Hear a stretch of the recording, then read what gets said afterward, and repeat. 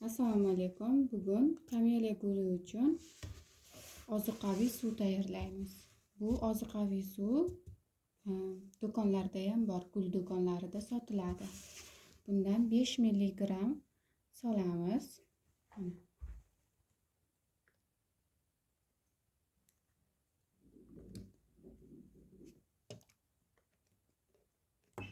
Mana 5 mg 1 litr suvga solinadi.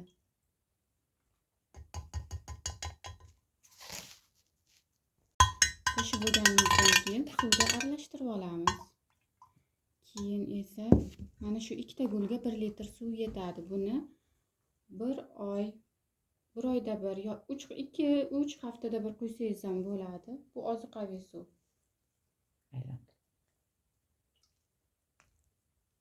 Gullarda yaxshi o'sishi uchun yordam beradi.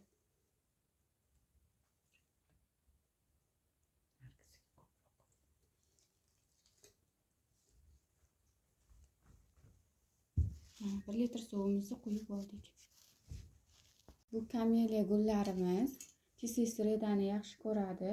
2-3 haftada bir ozuqaviy suv quyish shart. Bu yil xona haroratida saqladik, xonada, tuvaklarda, lekin yanagi yildan boshlab, ya'ni bahorda gullarimizni hovliga ekamiz, shu bilan qishda qoladi. Sovuqdan umuman qo'rqmaydi.